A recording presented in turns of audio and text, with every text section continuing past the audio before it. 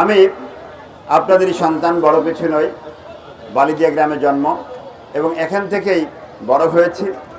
আমরা একসাথে একই স্কুলে মোহাম্মদপুর RSKS পড়াশোনা করেছি। আমাদের এখানে আরও আছেন যারা আমরা একসাথে পড়াশোনা করেছি। ভালো লাগছে যে আজকের এই মিলন মেলায় সবাইকে একসাথে আমরা ডায়াসে পেয়েছি, একসাথে আমাদের দেখা হয়েছে, একসাথে আমাদের চলা সেই দীর্ঘ 80-র দশক থেকে 75-76 সাল থেকে আমাদের যাত্রা শুরু হয়েছে। আজকেও আমরা একসাথে আছি, এটা আমাদের বড় পাওয়া। ফুটবল প্রেমী আগেও ছিল মোহাম্মদপুর, এখনও আছে, ভবিষ্যতে থাকবে। আমি শুধুমাত্র এই একটি খেলা নয়, আমি আপনাদের ফুটবলের আগামী দিনের মোহাম্মদপুরের যে কোনো খেলার সাথে থাকবো ইনশাআল্লাহ। শুধু ফুটবল নয়, আমি আমার সূচনা বক্তব্য বলেছিলাম আমাদের তরুণ প্রজন্মকে খেলার দিকে উদ্বুদ্ধ করতে হবে, সোশ্যাল মিডিয়ার থেকে বের করে নিয়ে আসতে হবে।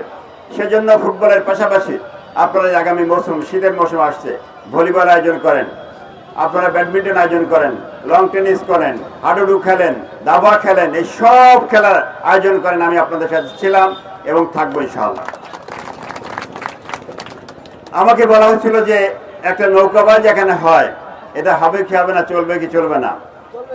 আমি আপনাদের সাথে আছি, বাকিটা দায় দায়িত্ব আপনাদের। আপনারা সুশৃঙ্খলভাবে করবেন, আমি আপনাদের পেছনে থেকে সাপোর্ট দেবো, সমর্থন দেবো ইনশাআল্লাহ। আল্লাহ আমার যে মেধা দিয়েছে, আমাদের আর্থিক সামর্থ্য দিয়েছে, বুদ্ধি দিয়েছে, জ্ঞান দিয়েছে, অভিজ্ঞতায় সবগুলো কাজে লাগে আমি আপনাদের আনন্দ কোনো যে কোনো প্রোগ্রামের সাথে থাকবো। তবে সেই বিনোদন হতে হবে সুস্থ বিনোদন। মেলার নামে যদি কোনো জুয়া না হয়, মেলার নামে যদি কোনো বাণিজ্য না হয়, মেলার নামে যদি কোনো চাঁদা না হয়, এটা আপনাদেরকে ইনশিওর করতে হবে। কারণ জুলাইয়ের চেতনা, এই 24শে জুলাই ছাত্র জনতা জীবন দিয়ে এ দেশটাকে স্বাধীন করেছে, আপনারা জানেন। এই মোহাম্মদপুরের পাশে আমি কয়েকদিন আগে বাসা ভিজিট করেছি, যারা শহীদ হয়েছে, জীবন দিয়েছে। তাদের জীবন দেওয়ার মূল উদ্দেশ্য ছিল যারা শোষণমুক্ত বাংলাদেশ তারা চায়, একটি বৈষম্যবিরোধী বাংলাদেশ তারা চায়, একটি ঘুষমুক্ত বাংলাদেশ চায়, একটি পরিচ্ছন্ন বাংলাদেশ চায়। আমি আশা করি আমাদের ভবিষ্যতের সবগুলো অনুষ্ঠান অবশ্যই হবে, আনন্দঘন হবে, কিন্তু একই সাথে সুস্থ বিনোদনের যে পরিবেশ, সেই পরিবেশ রক্ষা করতে হবে।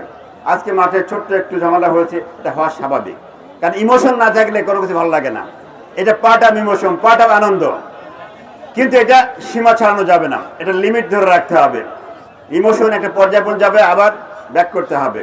এটা থাকবে, হাজার হাজার দর্শক না, প্রায় লক্ষাধিক দর্শক আসছে, ইমোশন থাকবে, ইমোশন ছিল, আছে, থাকবে, কিন্তু এটা একটা লিমিট থাকতে হবে। আমি আশা করি আগামী দিনে আপনাদের যে কোনো বিনোদনমূলক অনুষ্ঠান আপনারা আয়োজন করেন, আমি আপনাদের সাথে ছিলাম, আছি, থাকবো ইনশাআল্লাহ।